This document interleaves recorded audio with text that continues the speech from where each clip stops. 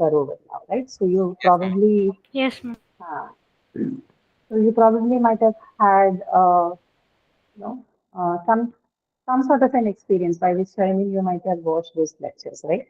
So there were a few concepts that were introduced in that particular module, including things like topic sentence, supporting sentence, and all that.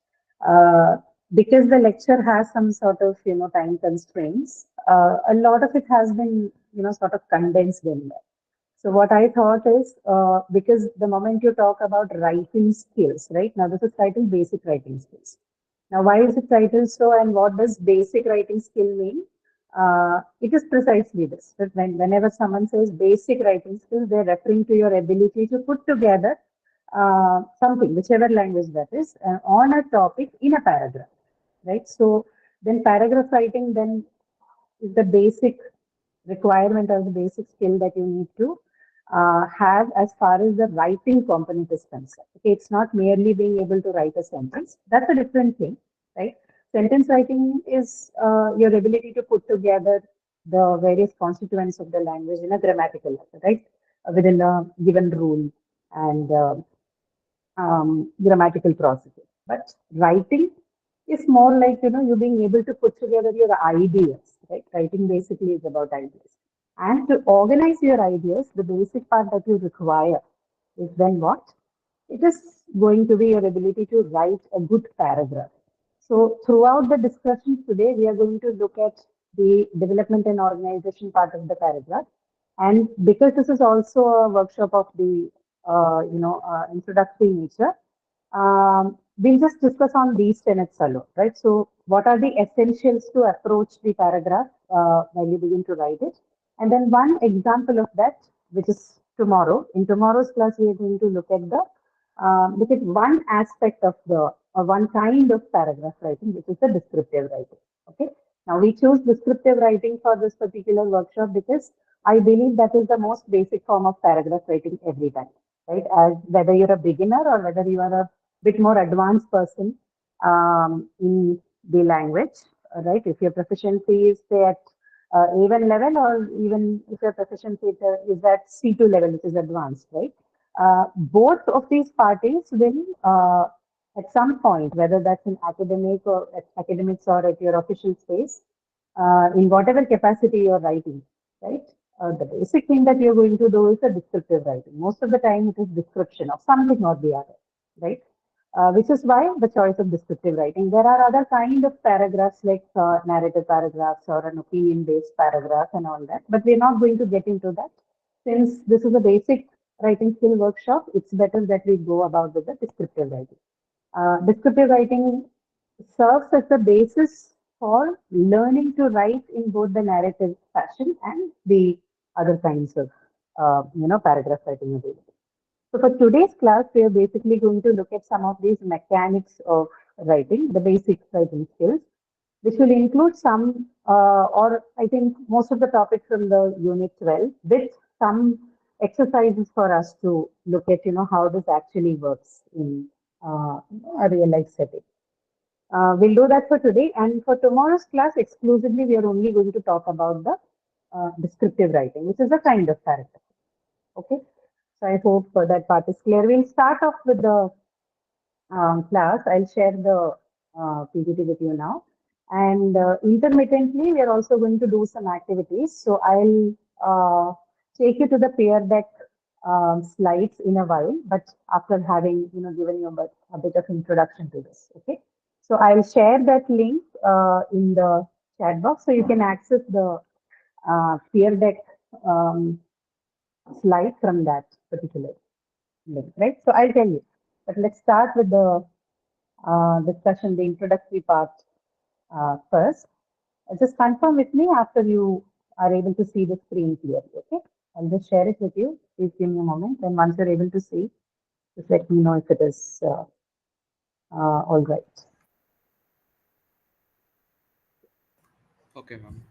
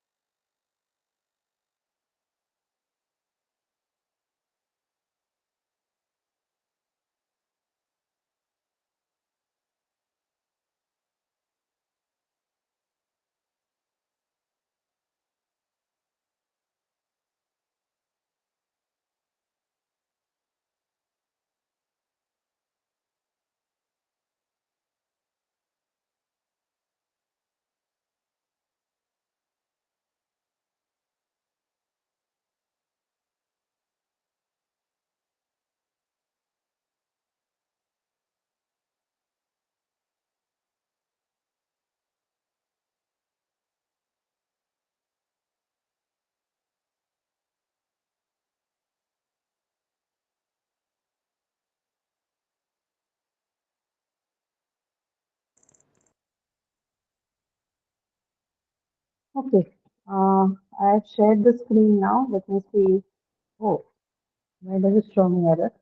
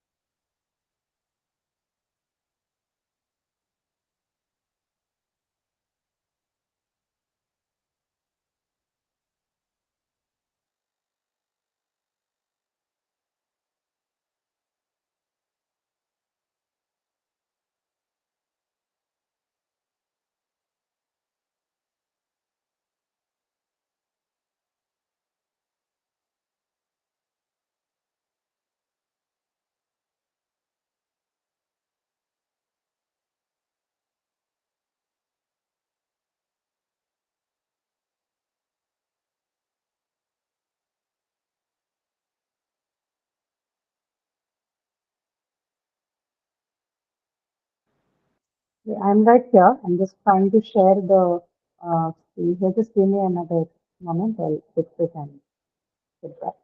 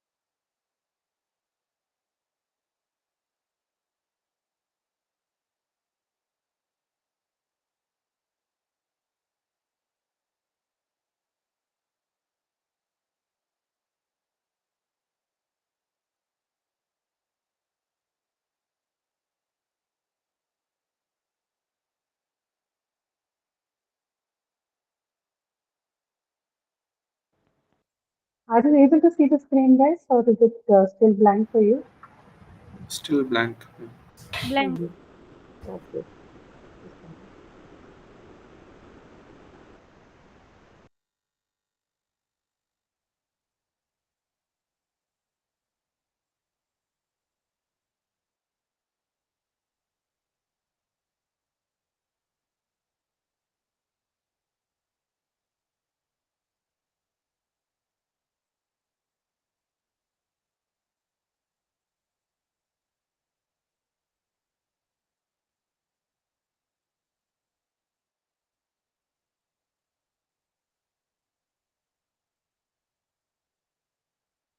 Okay, what do you see now?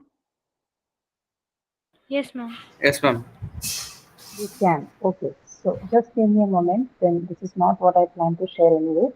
So I think I figured what I should do. I'll just transfer on the slides to a, working. this one so that you can, see it properly. Okay.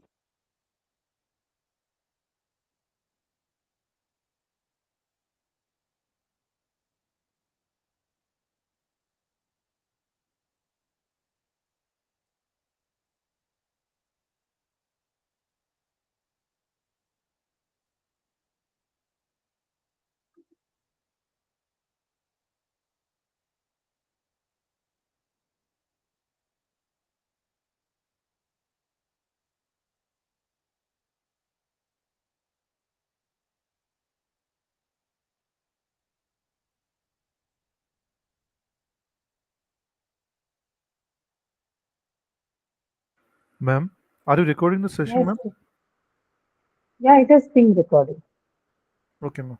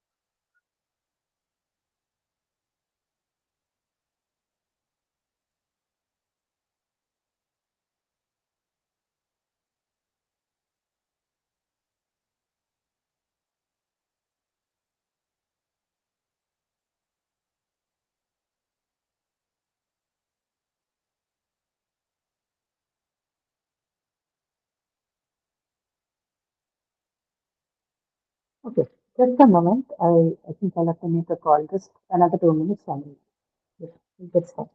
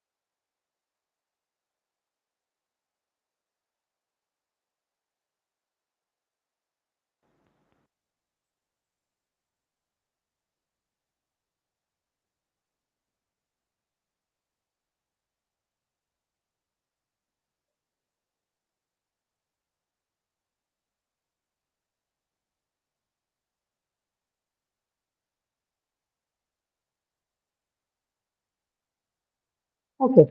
Please check now if you're able to see it clearly. Once you can see it, just confirm with me. Okay.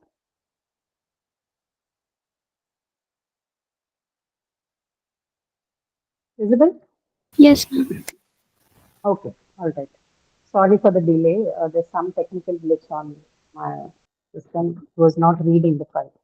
Okay. All right. So It's I okay. see that. Thank you so much. I see some others have also joined as well. Just 10 more seconds. I'd actually changed the settings for the call, thinking that it has got something to do with the change in the controls. I'll just make it open again. So, right. So, for the class today, we are going to be mostly looking at three things like I discussed with you. We're going to be looking at this, right? So, the session, it's titled session one, but then last time we used to do, no, we had split the whole of this workshop into four different sessions. But this time I decided to have it as a two session thing because um, there was a problem with the consistency of people attending it. So I thought if I reduce it to two sessions, at least I can retain at least 20 to 30% of the crowd.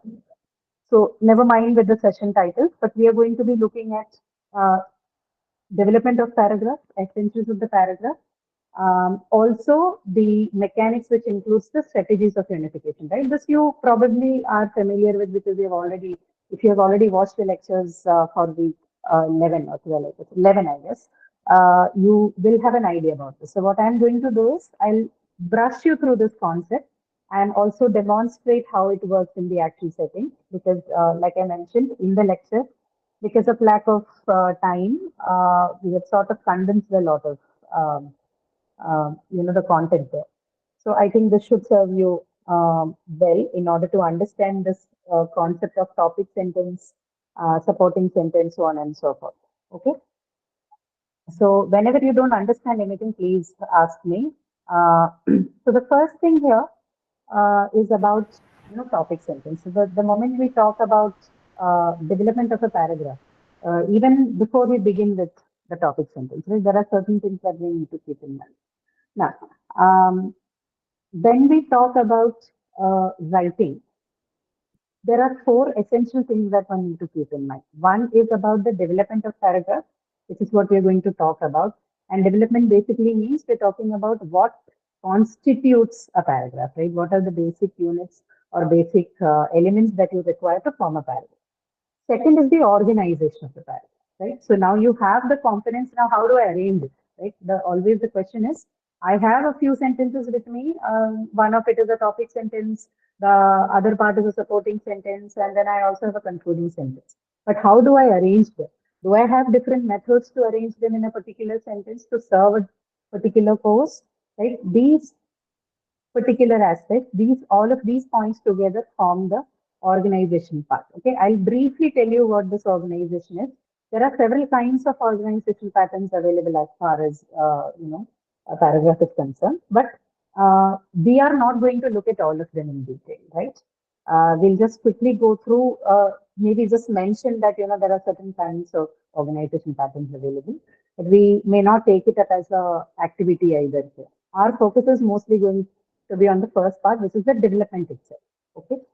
So once you have a developed paragraph, an organized paragraph, the next part is to work on the clarity, right? You need to work on whether your ideas have been presented well.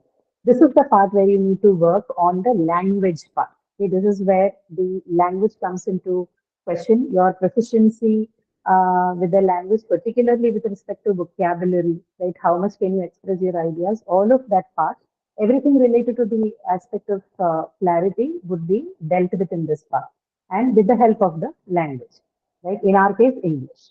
And then the final part, which includes what? The editing part, which includes both your proofreading and your spell check and everything else, right? This is the basic for beginning with any form of writing, no matter what kind of paragraph you are approaching it, right? Then comes within this, the first part is on the development part, and that is what you're going to deal with here. So in the development part, like I mentioned, we talk about the constituents that make up a paragraph, right? And the first important part, the first important constituent in the making of a paragraph is a topic sentence, right? So those of you have already, have had a chance to look at the lecture. It's on your screen, but can you talk a little bit, maybe in a sentence or two, about what a topic sentence is, just to understand, whether you have grasped the idea properly. Anybody? It gives the idea of the entire paragraph about what it is based on. So It yeah, gives some the phrase vast that you ideas. use, right? Yeah, correct. The phrase, rest of you, if you've heard him clearly, look at the phrase that we use, what it is based on, right? This is another way of, one word for that would be what? Topic. What is the paragraph based on, right? What are we writing about, right? This is essentially what makes the topic. Okay, I am still saying topic, not topic sentence, right? So one should then understand that there is topic sentence and then there is topic. Topic is a part of the topic sentence, right? To make a topic sentence, you need a little bit more than the topic itself. Topic alone cannot give you the topic sentence. You will have to add something to the topic in order to make it a topic sentence, right? So when you have that together with the topic and that other part which we are referring to now, I'll discuss about it in a while. Both this topic and that other part that we are talking about together constitute the topic sentence, and together they should be able to make a claim about whatever the topic is in question. That is, in the rest of the paragraph, right? This particular claim needs to be properly established. It has to bring about whatever argument or whatever Hello, ma'am. information. Yes, Sorry for disturbing you, ma'am. Can you explain this again? Sorry. sorry. No, I'm still in the process of explaining. I'm not done yet. Right? So, in the topic sentence, you have both topic and something else. Topic plus XYZ. Right? What is the XYZ? We'll look at it. So, both of them together makes the topic sentence. And when you have it, how does it work? Shiv, can you please? Okay, thank you. So, once they come together as a unit, they do certain things. And what are they responsible for? They have to establish the claim that they make through the rest of the sentences, like the supporting sentence or the concluding sentence. Or to put the other way around, this topic sentence should be able to tie together every other sentence that becomes a part of this paragraph, right? So the sole task of topic sentence is also that you or this particular sentence is responsible for bringing back every other sentence, tie it back to itself, right? Every other sentence, okay, whether you use 4 sentences or 5 sentences or 6 sentences along with this topic sentence, all these 5 or 6 sentences, it should have something in it to point back towards what is being said in the topic sentence, right? That is the idea. Everything else that you see on the screen about it should be arguable, should be able to establish the claim, reveal the main point, overall attitude. In sum total, it basically means that all your other sentence should be able to point back to the topic sentence, right? It should have something to talk or something to say about what is being said in the topic. Understood? Okay. Now, if we move forward, somebody can ask, how do I understand? How do I, figure out what is the topic sentence in a given paragraph? Now, at this point, I should also tell you that not all paragraphs will immediately reveal their topic sentences. In certain paragraphs, it would be, straightforward. It would sit right in the beginning of the sentence, right? I'll show you an example of that. So in most of the most of the paragraphs, right, straightforward paragraphs, usually the topic sentence appears in the beginning. But remember that it is not, a given thing that you can find your topic sentence right in the beginning of the paragraph all the time. You may find it sometimes at the end of the paragraph. You can also find it somewhere, running through the middle of the paragraph. And sometimes you don't find it in words in a paragraph at all. You call that kind of a topic sentence as an implied topic sentence. That is, it is not physically present. The sentence is not physically present in the paragraph for you to point out.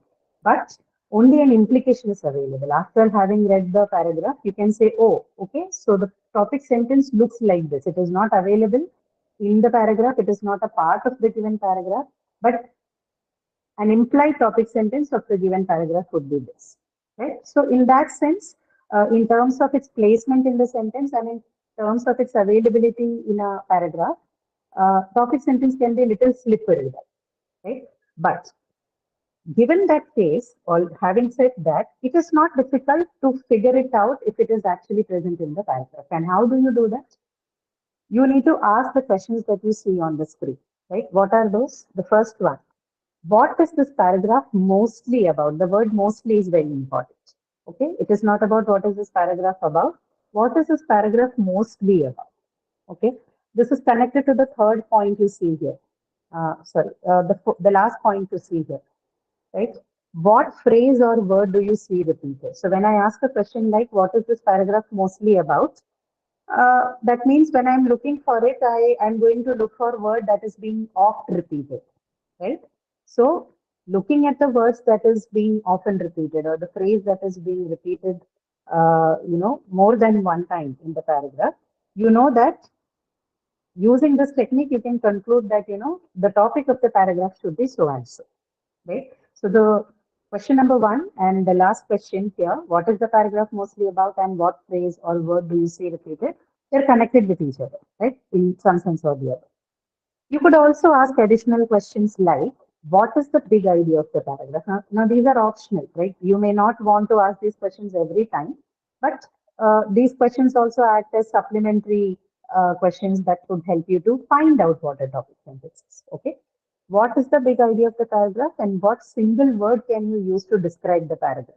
Okay, these two additional questions also you may ask in order to figure out the topic sentence. But the first and the last one should suffice for you most of the times to understand the topic sentence of a paragraph. Okay, any questions there? Last, sir, ma'am, please. Last word repeat कर दीजिए ना. Sorry, what is it? Last word repeat करना. What Last phrase word. or what do you see we repeated? We repeated. Ah, What single word you? what, Sorry. what question do you have about What that? single word? दोनों topic जो था. Last में What जो आप phrase बोले or थे ना, word do you see repeated? Ma'am जो You आप can last connect that particular question to the first question that you see here. What is this paragraph mostly about? When I ask a question like that, I can basically what I'm trying to do physically as an activity to find out what is this paragraph mostly about is that I go and see which phrase or word is being repeated. If I see a word or a phrase that is getting repeated more than, one or two times, I know that, okay, probably this paragraph is about this particular thing, right? So it is basically the last question is basically leading light to the or sort of a way to answer the first question. What is this paragraph mostly about? Yeah. Yes, ma'am. Okay. Right. Others? Clear, ma'am. So now, if you look at topic sentence, then I told you that topic sentence has to come with two things, right? Shit, can you please mute yourself? Yes, ma'am. Thank you.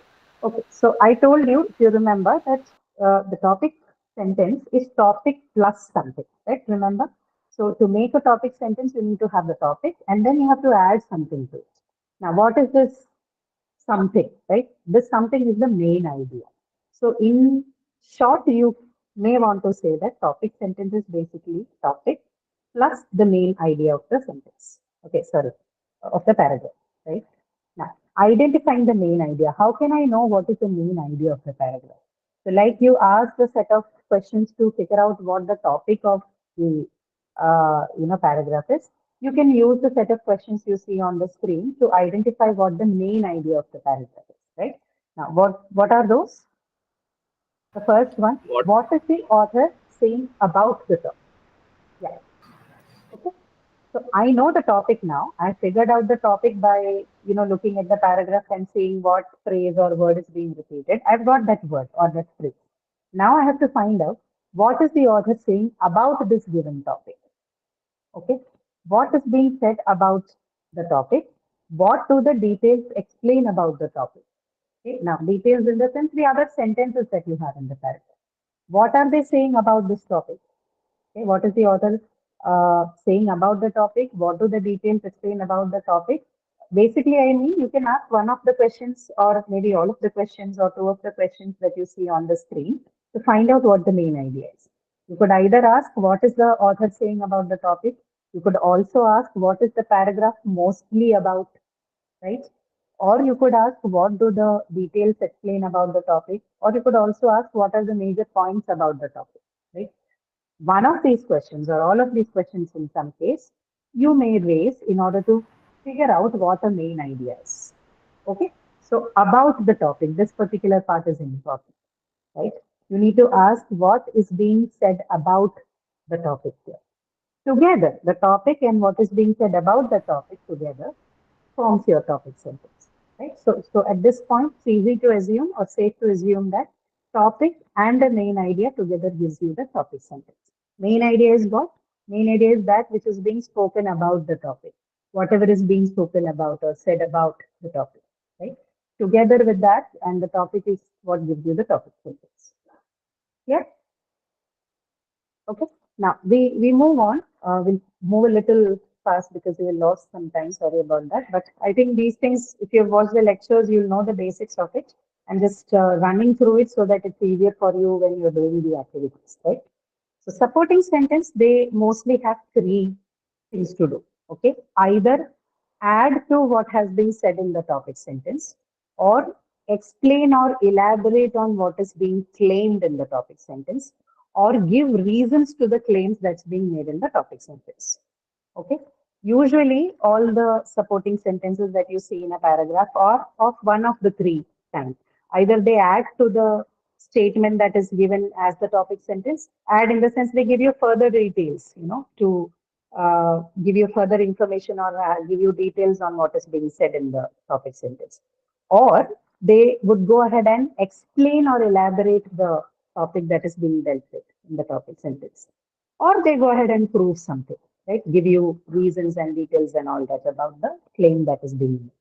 Now, to establish this particular thing, whether that's to add or explain or elaborate or prove, the sentences that you see as supporting sentences usually are in the form of reason statements or statements with facts or data or statistics or quotations or examples, right? All of them, right?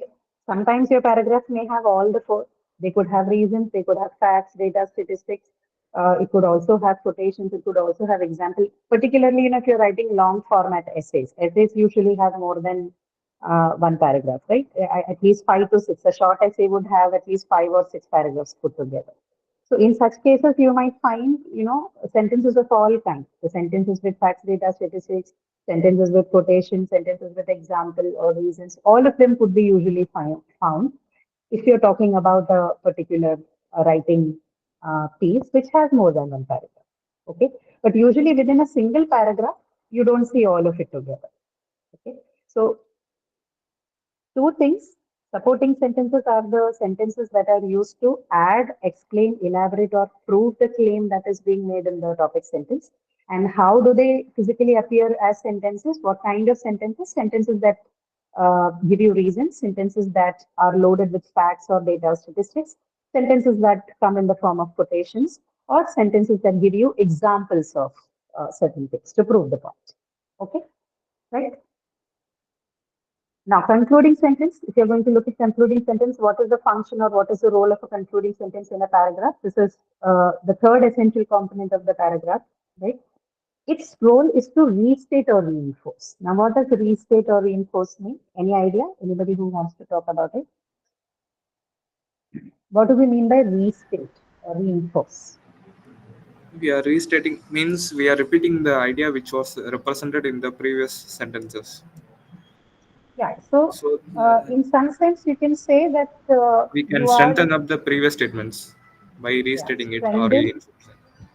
strengthen, or like the word suggests, right? Restate. You're basically just stating what has already been said in the above sentences, right? If the topic sentence is sort of an introductory thing to what you're going to read next, right, in the paragraph. So say something like, if I have a sentence like, there are 5 advantages to choosing a reputed college for your higher education, right? So imagine this is a sentence, right, that we're dealing with. There are 5 advantages to choosing a reputed college or a reputed institution for your higher studies, right? So this is how my sentence is. Then what do you expect to read in that kind of a paragraph?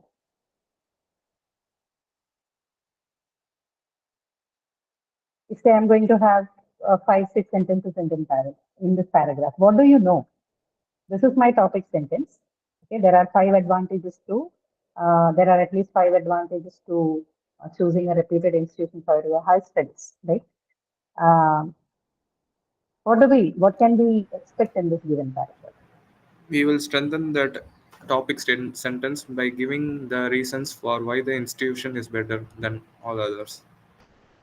But the topic sentence already says there are 5 advantages, right? So that means Yeah. in the paragraph you're going to read 5 advantages, right? 1, 2, 3, 4, 5. At least Yes, that ma'am. would be mentioned in the paragraph, right? My topic sentences, there are 5 advantages to choosing a reputed institution for higher studies, and that means my paragraph is going to state 5 advantages, 5 different advantages to that. That will make my paragraph, right? So 5 supporting sentences which will uh, support the claim that is made in the topic sentence, which is to show the 5 advantages of choosing a reputed institution.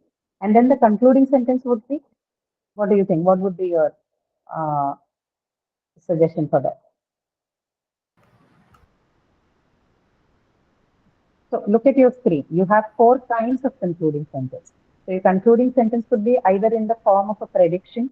It can be either it can either be a prediction or Suggestion. a suggestion, or final observation or recommendation.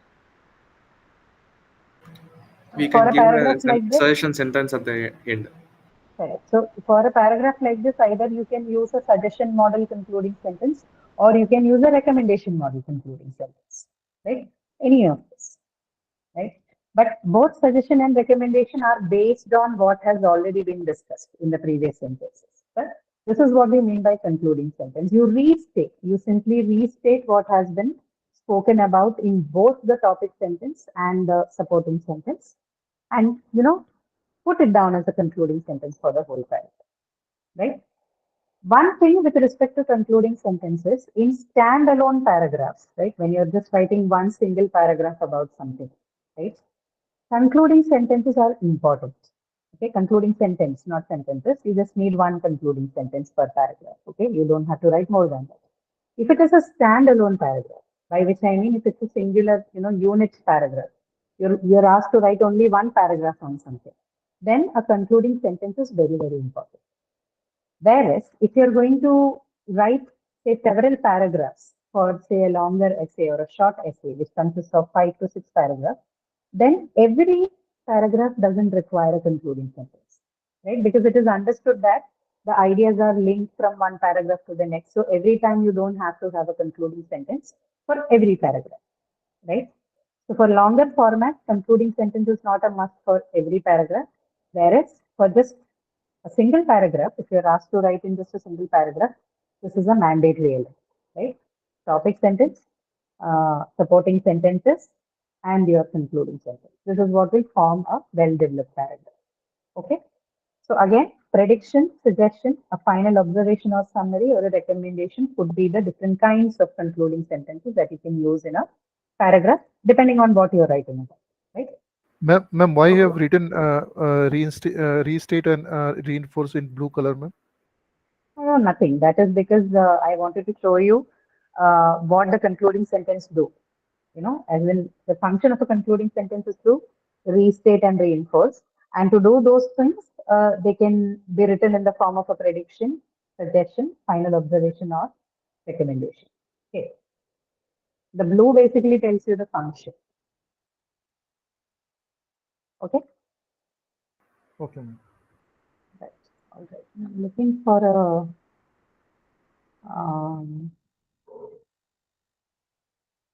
just a moment. Let me see if these people are, I can share the other PPT with you because I wanted you to see the um, screen.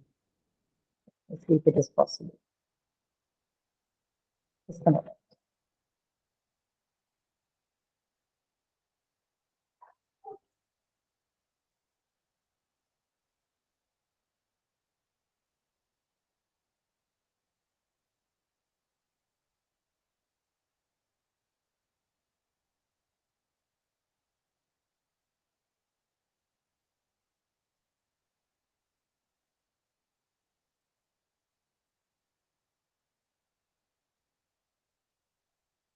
Okay, so what I'm going to do now is I'll share with you the screen for uh,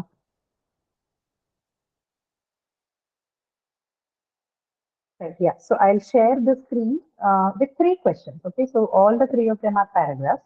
So what I'm going to do is I'll share it with you, and you're going to read it, right? So you look at those paragraphs, and you tell me what would you consider as the topic sentence in each of them? Okay, topic sentence, the supporting sentence, and concluding sentence. Okay, that is what we are going to do now. Just give me a moment. I'll share that screen with you, and then we can do the activity. Okay, ma'am.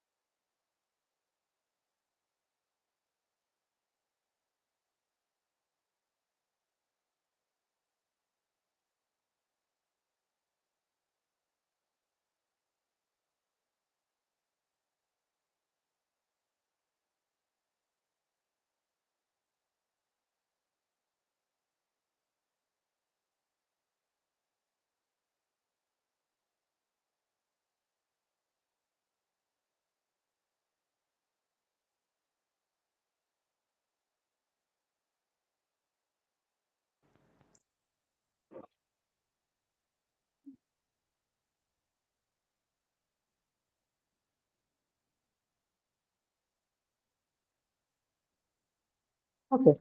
Can you see the screen now?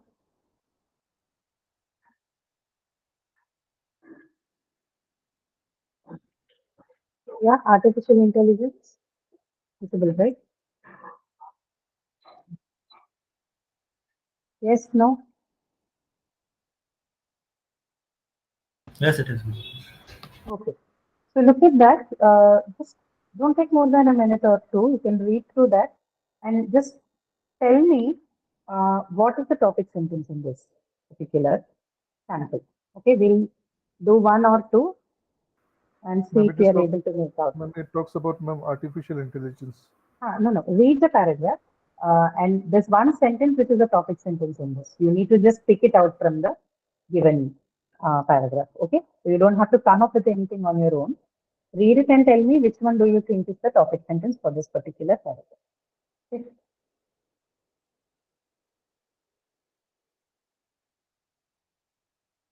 Take a minute, read it, and then we'll discuss.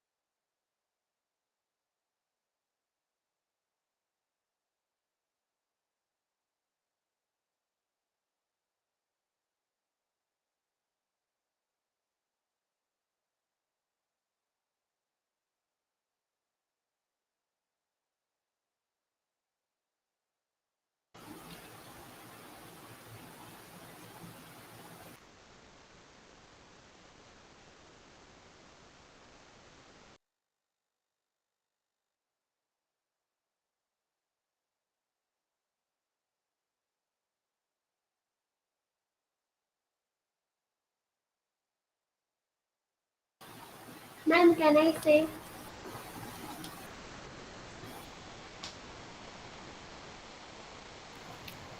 It's talking about the AI and its utilization in every field. Um,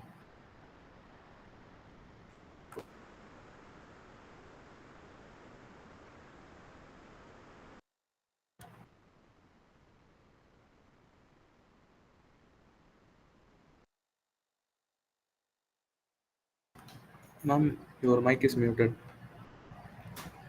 Okay, so I'm saying that you just need to come up with a sentence that is already a part of this paragraph. Okay, you don't have to come up with anything on your own. Don't create a sentence on your own. There is one sentence in this paragraph which is the topic sentence. Just pick that out for me. That's all. Ma'am, artificial intelligence. Sentence. Artificial intelligence is not a sentence. Right? You need Ma'am, the somebody first else. with a written or oral interface is supposed First to make sentence, it ma'am. easier. Yeah, the first sentence. And why do you think it is the a topic sentence? Are you able to apply the thing that Yes, we? ma'am. Because the entire passage is based on why AI makes our lives easier. Hmm, okay, all right. Others, those of you have finished reading, can you see that one? Right. The whole of the paragraph is basically talking about what are the different effects or what can be done to make your life easier using your artificial intelligence, right? Yes, ma'am. Yes, ma'am. Okay, so this is why that becomes your topic sentence. It has both the topic. What is the topic here again? AI, right? Someone already mentioned. And what is the main idea here? Ma'am, artificial intelligence makes our lives easier, ma'am, Huh. in If future. you look at the sentence itself, artificial intelligence is supposed to, I'm leaving out the part in between because that's not very important, is supposed to make our lives easier in future. This part, right? It's supposed to make our lives easier in future. This is the main idea. So your topic is artificial intelligence and the main idea is it's supposed to make our lives easier in future. And the rest of the thing that you read in the paragraph is solely about this part, right? It's basically establishing how it makes your life easier, right? Adds or elaborates further on that. Okay. So topic sentence and then the supporting sentences followed by that. Okay, now next one. Similarly, sample 2, can we read that and do the same thing? Please read it.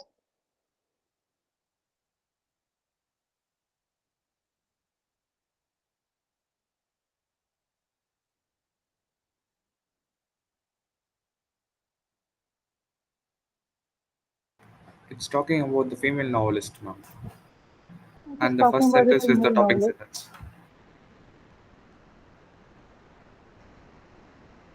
First sentence is the topic sentence. Okay, let's let others also finish and then we can discuss.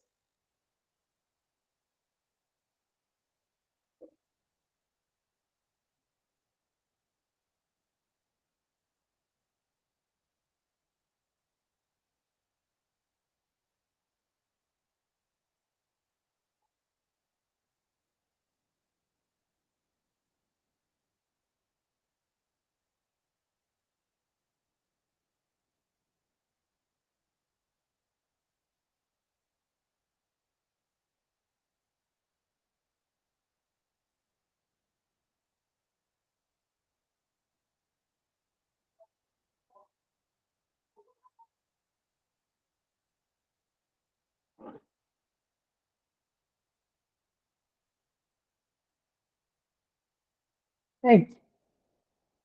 Okay, so others agree that the first sentence is, maybe called the The topic topic sentence for this sentence. one.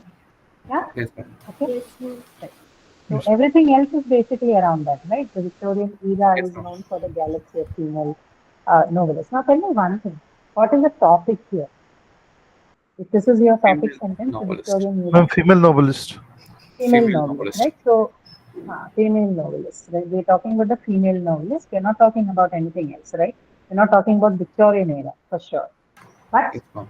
Yes, if you ma'am. want to extend it further, you can say we are talking about the female novelist of the Victorian era. Okay, that's all. Yes.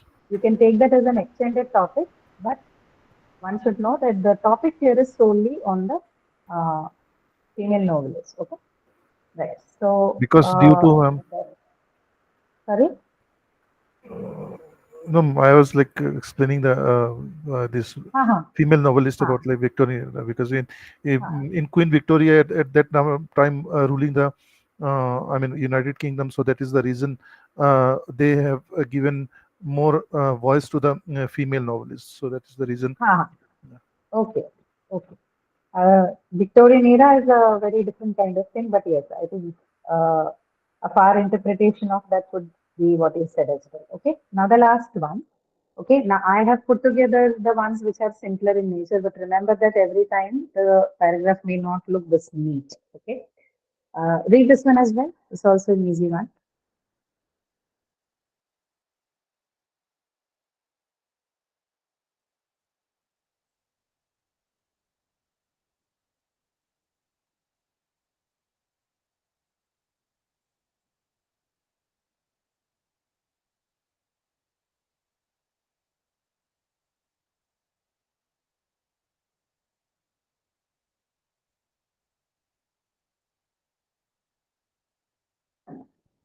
Same here as well, right? There's nothing complicated here.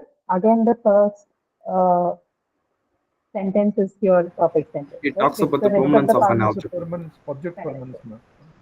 Object permanence, right? That's your topic, and the rest of it is your main idea. The other sentences that you see in the paragraph are basically talking about these two, right? The claim that is being made here. Now, with that, we'll end this activity, but I have another thing for you to do. I'm going to stop sharing this one screen and I'll go to the next one so that I can work with you on the other question. Just give me a moment. I'll share that, right? And please confirm with me once you're able to see it. Okay?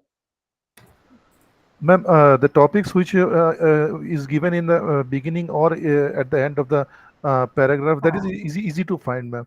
The correct. toughest one is the That's topic which correct. is That's given in correct. the middle of the I mean Ah, paragraph, ma'am. That is very hard to find. ah, correct. Correct. You're right. Just a moment. Please give me.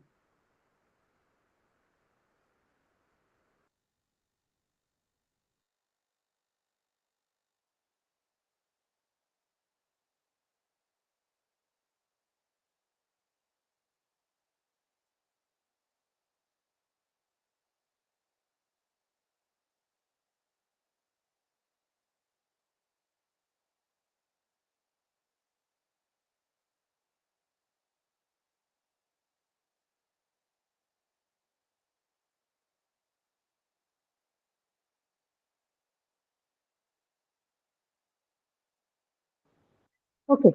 The screen is visible to you, right? Yes, ma'am. Okay. So, what I'll do is I'll just, you know, copy paste this thing, the link for you so that you can join, right?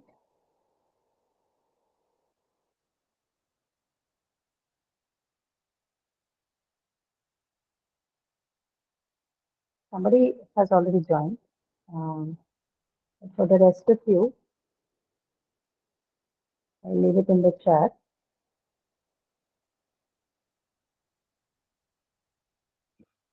Okay, you can use the now there in your chat. Please join the this page through your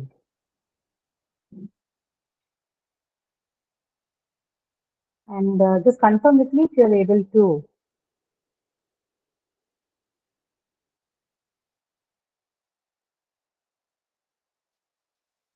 Yes, ma'am. I can able to join. You can, right? Okay.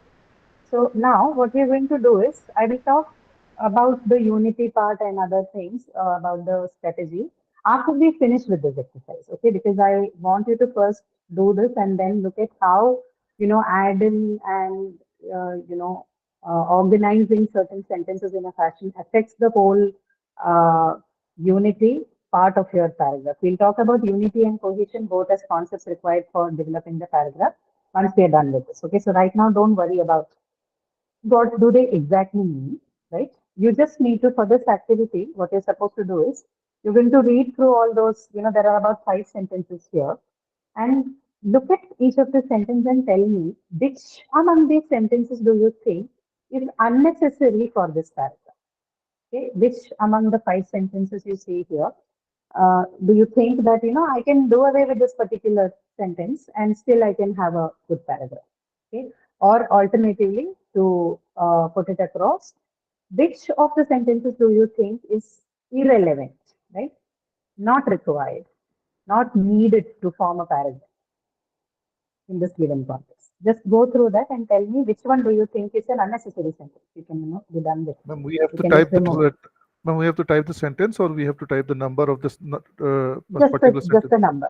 Just Okay. the number. Okay, just the number.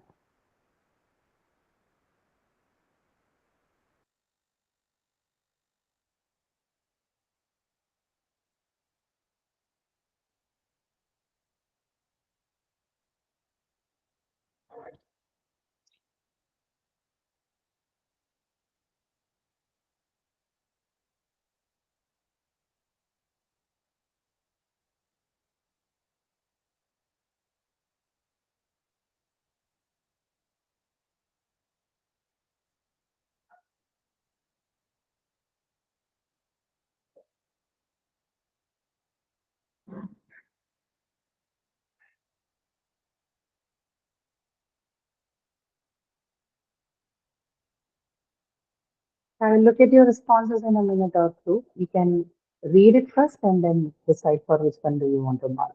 Okay.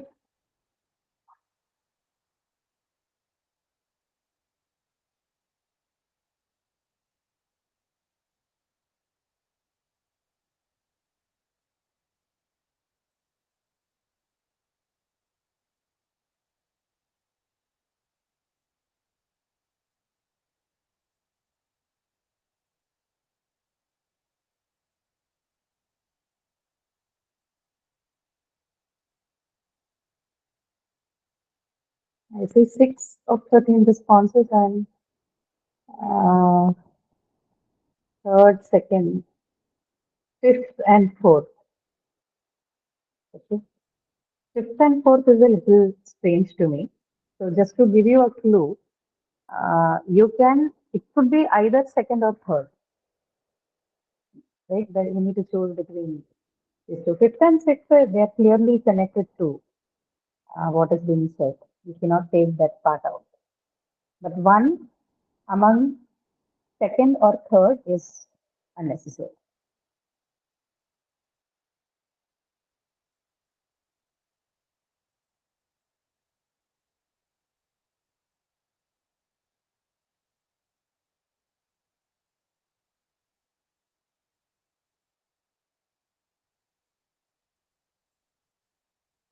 Okay, so quickly so for people who are saying third is the answer, why do you think that is an unnecessary thing?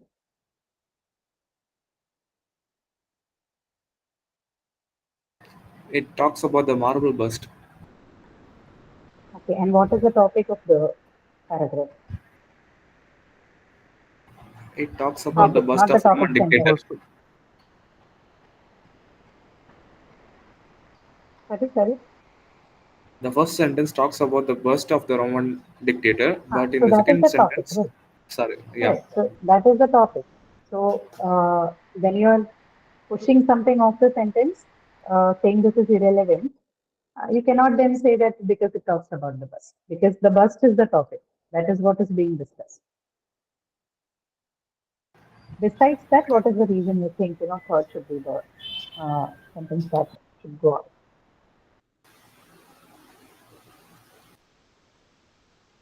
Ma'am, I think the second one is the most irrelevant. Uh, we'll hear from him why he thinks third is irrelevant. Then I'll come to you about the Okay. second one, right?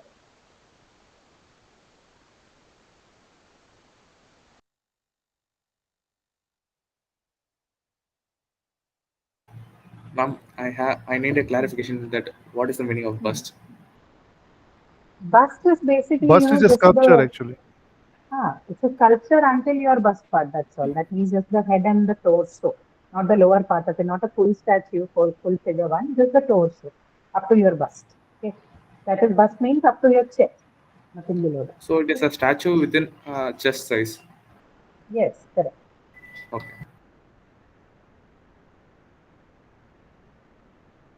See, we are talking about the bust. But then we are not talking about the actual bust, right? What are we talking about? We're talking about the marble bust, right? So this particular information is absent from sentence number 2. Okay, if you want to look at it that way. And also, the first sentence says found the oldest known. So automatically the next question is where was it found? Okay. So sentence number 3 actually is connected to the topic sentence in that way. But the Yes, second ma'am. one, the bus was thrown in the river. It's an irrelevant detail. We can live without that also. Okay, Yes, whether ma'am. it was thrown before or after. We can found it Yeah, from I mean top number 1 also, because yeah. it has collected from the river, so it doesn't Hmm. matter like it was thrown in the river or not. Correct. Correct. Exactly. Right. And it does not add any relevant detail or relevant information to the rest of the paragraph. You can say remove that part from the paragraph and still have a good looking paragraph. Good looking in the sense developed paragraph. Right. So look for clues in your topic sentence to check what did we say. We said that every sentence that you're going to write in the paragraph needs to tie back to the topic sentence, right? So if we are not able, if any sentence is violating that part, then that is the one which needs to go. Okay, that's the irrelevant thing in the paragraph. Okay, let's move to the next question so that you So can. here the answer is option 3, ma'am. Option is 2. No, no. Sentence number 2 is the irrelevant one. And that is the one which affects the unity of the paragraph. You need to remove that in order to make the Okay. paragraph a good one, right? Okay. Now this one, second one.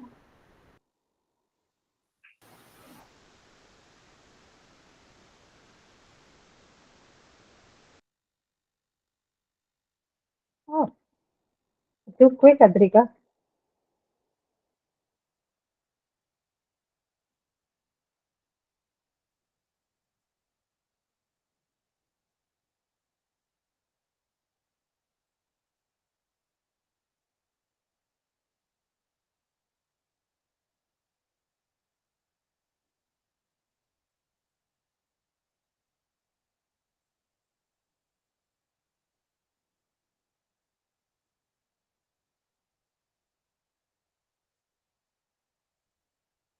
Hmm.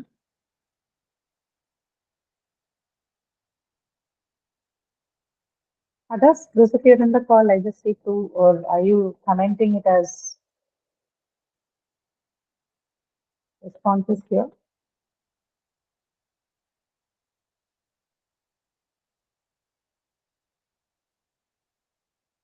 Okay. Yeah.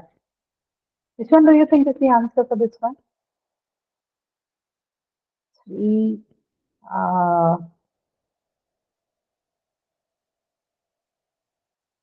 4, 2, 3, 5. Oh, okay. I see all sentences. Now, what is the topic sentence here? Tell me that first.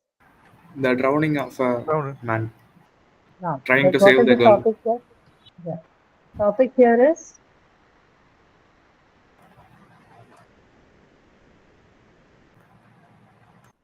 a man has grown. Right? That is the Man topic was here. drawn. Right? Yeah. Now, correct. And the rest of the part forms an united. Now, the second one, the girl slipped when trying to catch a ball while playing with the man and her mother. The girl got herself out, but the man got into difficulties. The fire brigade was called out, and 2 hours later, officers recovered the man's body from the water. The report will be submitted to the police and the crown. Okay. I think so. Among The this, fifth option is irrelevant. which one? Sorry, Fifth fifth one. option, Mhm. yeah. because all other are giving informations. No, fifth is a concluding sentence. So let's keep it out because this is the kind of sentence which we call as a final observation, right? A final report or something.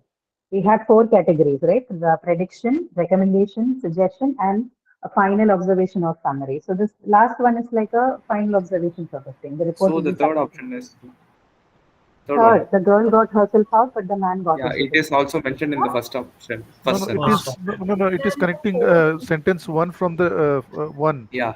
3. So that Okay. option 3. Option 3 because the It is information is representing the already same idea or one. the man got into difficulties. Yeah. Okay, all right. So So because the girl got herself out, but the man got into difficulties, we already know it, right? The man drowned. Yes, That's ma'am. literally the first sentence. So saying that the man got into difficulties and the girl saved is an unnecessary, redundant information for this paragraph, right? We already know it. Why to add it again necessarily, right? So then sentence number 3, that is what is affecting the unity. By which I mean you remove sentence number 3 and still you have a good paragraph. Okay, nothing, no information is lost if you remove sentence number 3. Okay, all right, agree? Others, those of you who are trying to answer with 4, 5, and all that, why we chose the sentence number 3 to go? Clear? You're doing this exercise Yes. so that you are taught a very important skill in writing, which is write only things that are relevant, right? This is an important skill. We call it the skill of conciseness, brevity, if you have heard about it, right? This is called brevity. Write only what is required and what is relevant, okay? Like when we speak, you might have heard a word called ranting or rambling. Why do you say ranting, rambling? Basically, when somebody rambles or rants, they're including a lot of unnecessary, irrelevant details while they're talking, right? Which can take away the listener's attention from the main message that is to be delivered. Same thing can happen in writing. People can rant and ramble while they're writing, although that's not called ranting and rambling in writing. It's called, redundancy.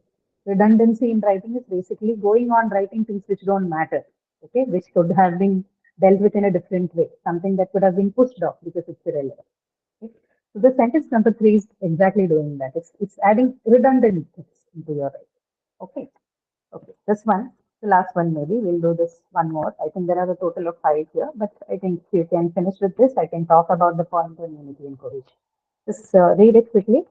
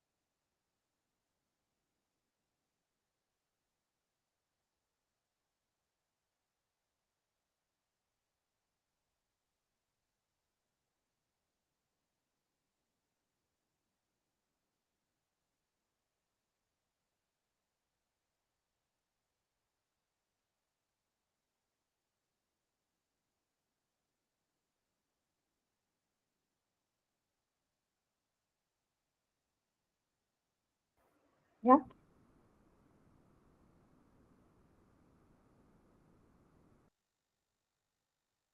Any responses? Second, third. A lot of people have commented third. Are you now saying third because most of the 2 questions before 1998 had a is possibility repeated. with third one? Yeah. Ah, no, this couldn't be the case in all Second and the third is paragraphs, giving right? the same information.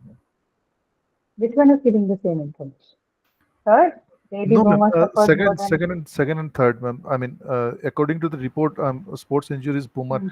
33%, which is like Mhm.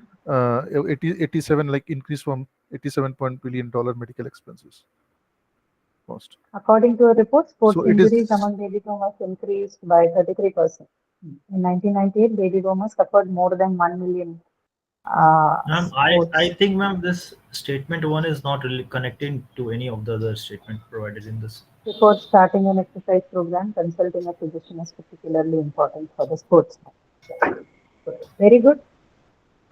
Right. So your sentence number 1 is the one which is irrelevant, right? That has got nothing to do with Yes, the ma'am. rest of the paragraph. Do you see that? We are talking Yes. about Yes. sports injuries. What is the topic? Sports injuries, because every line you have that word repeated, right? Now, has the first sentence got to do anything with sports injuries? Before starting an exercise program, consulting a physician is particularly important for the sportsman. Anything? Anything to do with sports injuries? No. Right? That one is your irrelevant one. That is the one which is affecting this paragraph. You take it out and rest of the things will sit together. No issues. And sentence number 2 and 3, they are connected, but they're not repeating. They're providing you 2 different premise of the same problem. Right? So first says it's an increase and then also gives you numbers how many million dollars it has costed these people, right? In medical expenses, how much it has cost in medical expense, right? It's like it has given you a further detail about the issue. But the first one is the problem, okay? Understand? Rest of you? Yes, ma'am. Ma'am, Huh? what does Yes, baby no? boomers means? Baby boomers, it's a name that they give this, the 70s, which is also known as the jazz age. In America, they call it the baby boomer generation. Okay, it's to refer to a particular generation. Like now we have the Gen Z and the millennials and all that. No, so the period before that in America, between 70s, 80s, they used to call it the baby boomer generation, also known as the jazz age. Okay. Silent Okay. actually. Silent Yeah. generations. Right. Okay. So I think the point is clear to you, right? Now we'll go back to what we were looking at, this discussion on what, your, what is that? The points on unity and cohesion. I'll talk about that and we'll stop for today's session, right? So that should be more than enough for today's class. Tomorrow we'll take up the descriptive one, but give me a moment. I'll talk a little bit on the part on unity and cohesion and then we can move on. Okay. So what One is question. unity and cohesion? Go on. Ma'am, is this entire course related to this revision session regarding the end term exam? This session, definitely Yes, no. ma'am. This Okay. session is not related to the session. Didn't you figure that out by now? We're talking about writing speed, right? It's not a Ma'am, revision. This is like a workshop. okay. Right. So two topics. Okay. The activity that we just did, they're directly tied to these two very important concepts in the writing. Right. It's called unity and cohesion. Right. What is unity? Unity is basically the the idea in writing that the components of a paragraph must present and point towards a single idea. In the last exercise that we did, no, the last question that we did, why did we throw away that first sentence? Because what was being discussed in that had got nothing to do with the rest of the sentences we have, right? The idea was about to talk something about the sports injury, and that sentence was not doing any justice to that topic, right? So the idea of unity in writing basically means that whatever you're writing, how much ever, whatever the number of sentences you have in a paragraph, 6 or 7 or 10 or whatever it is, right? All of them should be tied together and should be talking about one single point, a single main idea. So every sentence cannot present a different idea, right? A sentence is in a paragraph, all of them have to talk about a single idea. So maintaining the singularity of idea is what we mean by unity in writing, right? When someone says that your paragraph lacks unity, they're basically telling you that, see, you have placed the ideas all over the place, or that you have more than one idea being presented in the paragraph, right? This is the most common sometimes in writing activities, particularly for the exams like IELTS or TOEFL and all that. People who score low on writing, one of the major problems that they face is this problem of unity. Okay, that they try and discuss more than one idea in a single paragraph. Okay, instead of splitting it up into 2 or 3 of them, they cram the ideas all together into a single paragraph. Right. So unity means that maintaining the main point or the idea throughout your paragraph. Okay, do not deviate from that or bring in any new ideas. Maintain on your main point or the single main idea that you're going to do. Now, what is cohesion? Cohesion is also related to unity in the sense that unity is achieved by having cohesive or coherent sentences in a paragraph. Working together. Coherence is basically the logical flow, okay, or logical continuity of the ideas or sentences that you have in a paragraph, right? So you can't have uh, something like, you can't talk about the marble bust and then suddenly talk about, uh, something about the death of Caesar or a war that happened. You need to maintain your point on that. And from sentence 1 to sentence 2 to 3 to 4 and the last one, there should be a natural progression. There should be a logical continuity in the sentence, sorry, in the paragraph, right? The idea, for the idea to be maintained or for the idea to remain unified, to maintain unity in the whole of the paragraph, the sentences that you bring together to put that together should also have a logical continuity, right? In the sense, every sentence must have something to talk about the idea that you are presenting. Okay? Understood? That is called the logical flow. Now, when you're looking at logical continuity, you can use different methods to bring about logical continuity. For example, if you have, say, a set of information, you can decide whether you want to arrange this information spatially. Okay, and now that will completely depend on the topic that you're using.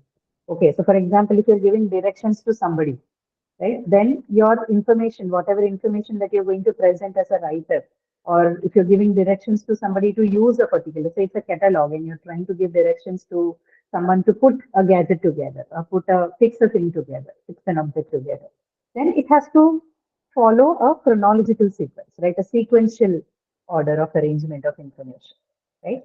If you're going to talk about something that is more on the cause and effect side, then you'll have to organize it along the cause followed by the effect side. Okay. Or if you're using a compare and contrast, then you have to bring in the elements of comparison of product A with product B, right? So based on what topic you're going to write, based on what you're going to address or write about, you need to organize your information in such a fashion it is either chronologically, sequentially, or spatially. Spatially, you understand, right? Spatially is literally describing the space. Okay, so it's like to reach the kiosk, take the straight road, from there turn to the left, at the roundabout make a turn towards the left. You know, this is called spatial arrangement of ideas. Okay, and chronological I just explained. Sequential, then you have to provide it in the order of priority, first and second, and then next and then last, right? So there are different ways of arranging your information, like spatially, temporally, chronologically, so that there is a natural order of, there's a logical flow in what you're writing. Okay. If it is beyond all of this, then there is also the cause and effect method of arrangement or compare and contrast methods. So these are all, remember we talked about organization of information, right? Developed paragraphs, organized paragraphs.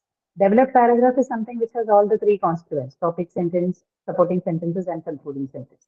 An organized paragraph is that which has all the information arranged in either of these techniques that we've just mentioned. And as a result of which it is unified and also coherent. Okay. Any questions?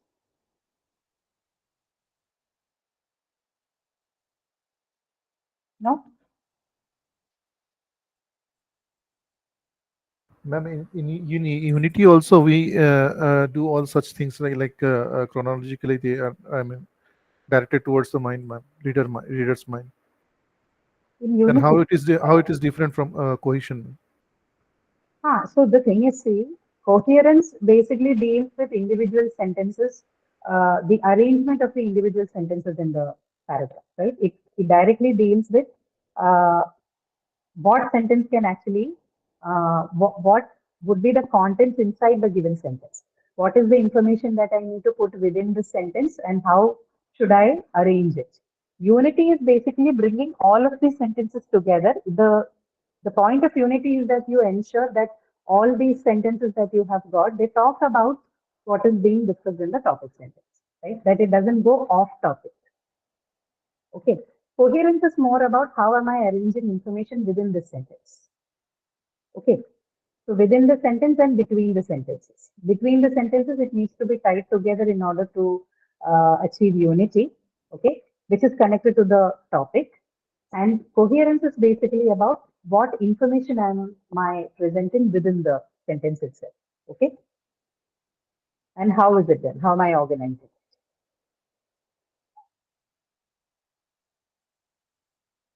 Okay.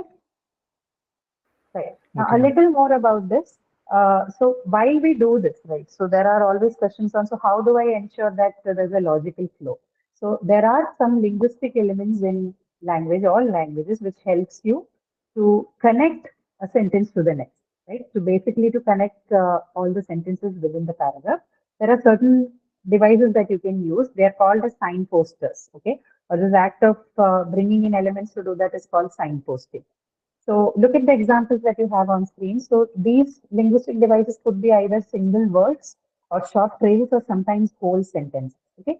You might be familiar with some of these things some of the words or phrases on the screen. Consequently, however, although, furthermore, moreover, firstly, in contrast to, on the other hand, and in the last, that whole thing, right?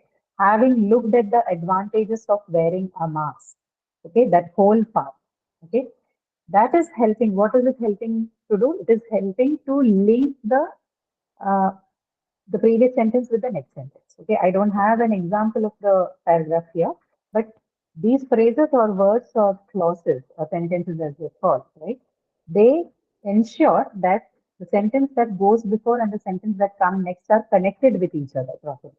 Okay, and this connection, this ensuring this part is called ensuring cohesion. Okay, to answer your question from before, what do we mean by coherent sentences? Sentences that are well connected to each other. Okay. And what is a unified paragraph? Where all these sentences are connected back to the topic sentence. Got it? Okay, ma'am, got I it, don't know ma'am. who I asked. mean, cohesion means to adhere or stick to something, whereas unity means coming together as a single entity. Correct. So, Cohesion for simply means that you establish link between each of the sentences. yeah, so Logical for flow. How do you ensure there's a flow? You establish a good link between all the sentences. And all these sentences, when they can be tied back together to the topic sentence, you can call the paragraph as a unified paragraph. Okay, understood? yes, ma'am. For an example, like cohesion, like might be to make a cohesive argument, which is to say an argument which has strong foundations and which cannot be easily torn apart. And Yes. for an example, in unity, like we need to create a unity in our goals, or our efforts will come to nothing, right? Yeah.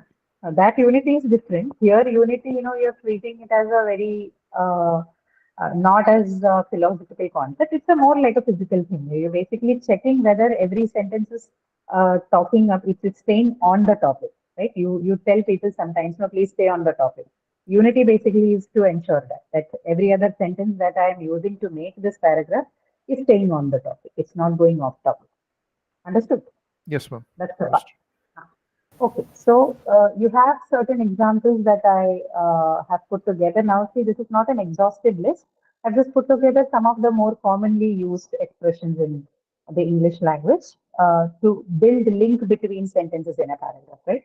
So, if you are trying to add more ideas to a given sentence, or maybe the next sentence, if it's trying to add idea to the previous one, then you can use bridges or signposts like again, furthermore, in addition, moreover.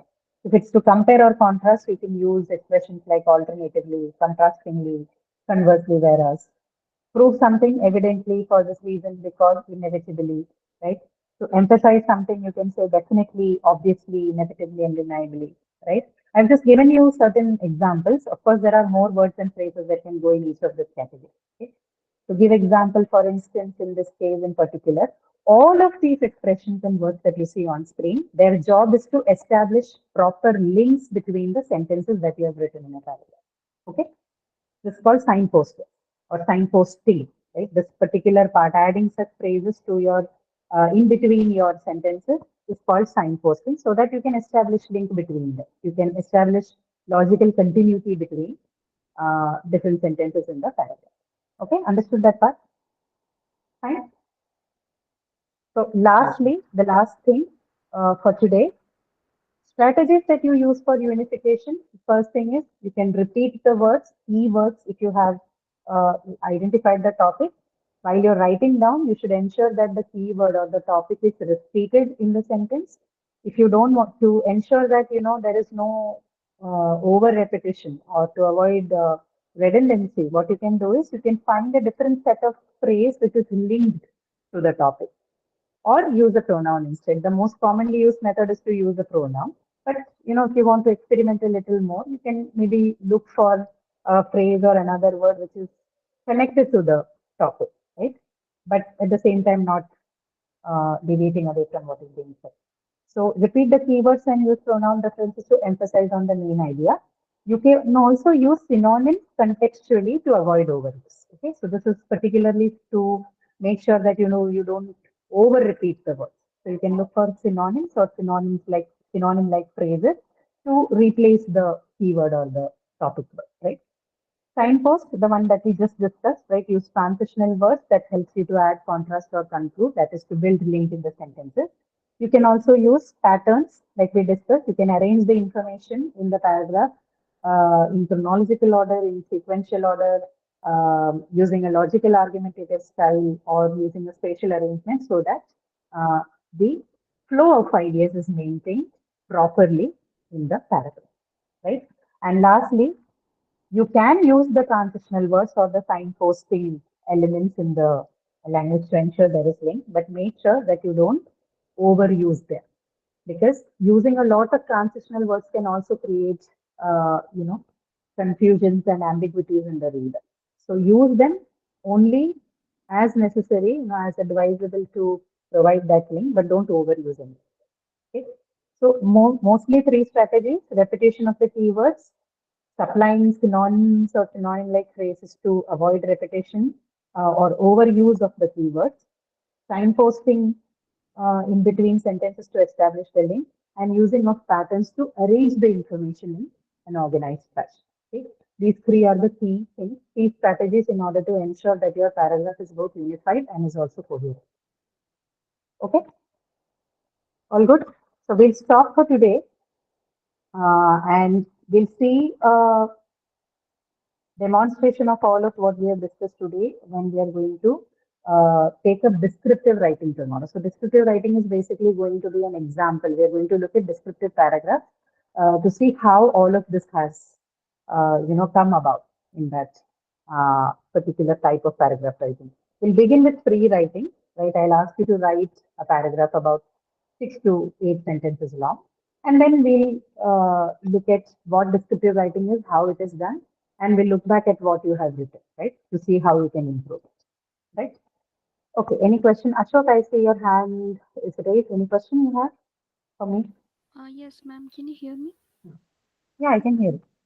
Ma'am, I want to ask what are transitional words? Transitional words are, elements which help you to move from one idea to the other, or if it is not idea, at least to move from one sentence to the next, right? Like for example, if I am presenting, about say the ill effects of, or say I'm generally talking about technology. Say my topic is technology, and say I'm writing an essay on, some aspect of technology. So say up to one point, I wanted to talk about the advantages of technology, but my idea is also to bring about a discussion on what could be the ill effects of technology due to its misuse or something else, right? So what I'm doing, I'm bringing two broadly different areas together into one essay, right? So to mark transition from the advantage part to the disadvantage part, I can use transitional words. Okay, now this transitional words could be either transitional words of contrast, right, wherein I'm presenting two different directions of the ideas, or it could be something that helps me further the claim I'm making, right? If I want to contrast, then I can use expressions like alternatively or in contrast to. If I simply want to add further, I can say furthermore or moreover, right? Transitional devices help in both, either to contrast or to add further. Okay. Transition simply means to make a move, right? Transit, move from one to the next. So transitional devices, they act as a bridge from one sentence to the next or from one paragraph to the next paragraph. Okay. Yes, ma'am. Ma'am, I have another doubt in the activity paragraph that we did. Okay. Ma'am, in the first paragraph, if you see the second sentence, how is that not useful for the paragraph? Could you please? That is, a man has grown, that one, right? Is it? No, ma'am, about that bust of Roman dictator. Oh, the first one, right? Yes, ma'am. I We shared see it. the It second will be easier sentence. for you to see.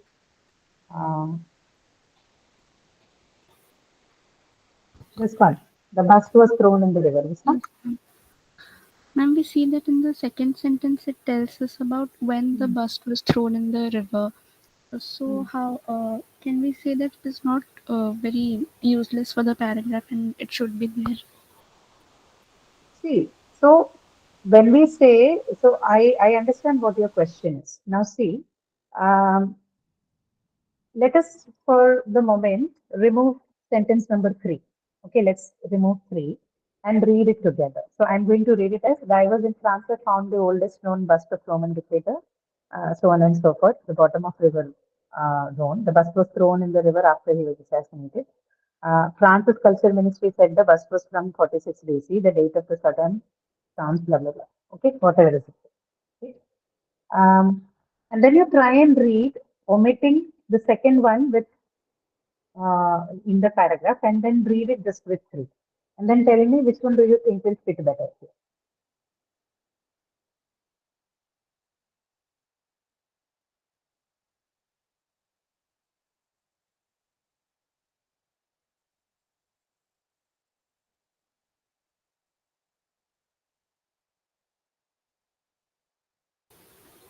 Ma'am, it's better if we omit the second sentence. Second, right? So this is the thing. Now, why you had this problem is because second and third, it's not. There's no, huge difference between. It's not like a totally irrelevant detail, right? Bus was thrown in the river after he was assassinated. It's not an entirely irrelevant detail, but it still has some elements of relevance when compared with sentence number 3, right? This is certainly not like your that manhood round and the sports injury one. Second and third, they're in some sense related, and the degree of irrelevance is not as great as we've seen in the other questions, which is why probably you had this. So whenever you have these kind of difficulties, what you should do is you can look at the sentence and see which one is more appropriate, and which one sits with lesser degree of irrelevance in the sentence. In the paragraph. So in this paragraph, second one is the one which has higher degree of relevance, and so we decided to take it out. Because if you read it without the third one, you can definitely see that something is missing out there. Yes, Okay, but ma'am. that's not the case with the second sentence. You remove it and nothing happens to the paragraph. Okay, that's why the choice was second. Right? Yes, ma'am. They talk about the description of the bust, whereas the second one doesn't. Second one does it. Right? So it has some related information, but the degree of relevance is higher when compared to something. Okay. Yes, ma'am. Okay. Anybody else? Any other questions? Ma'am, from where we can find those PDFs which you were sharing, ma'am? Which I was sharing. I think I converted them to PDFs because I was not able to open it as a PPT today. But I think for you it should be available as a PPT in the supplementary tab section. You can, wherever you are accessing these learner of contents, you can get it from there. Yeah. Thank I you, think ma'am. once we are done with the workshop, they probably will make it live. Or probably it's already available. I don't know. I'm Okay, unsure ma'am. of that, but we'll get it. Okay. Yeah, ma'am. Thanks, ma'am. Yeah. All right. Okay. All right. I hope there aren't more questions. If you have any, of course, we have a session tomorrow as well. You can get it clear. Tomorrow we'll do descriptive writing. Okay. We're going to look at how, with all that we have learned today and we have listened to, we'll see how we can use, or how rather it is used to write a descriptive paragraph. Okay. A little bit on descriptive writing, certain things that are unique to that. We'll discuss that, and we'll also look at how we can write a descriptive paragraph properly. Okay. Okay. See you all tomorrow then. Thank you so much. We'll meet again. Thank you, ma'am. Sure. See you.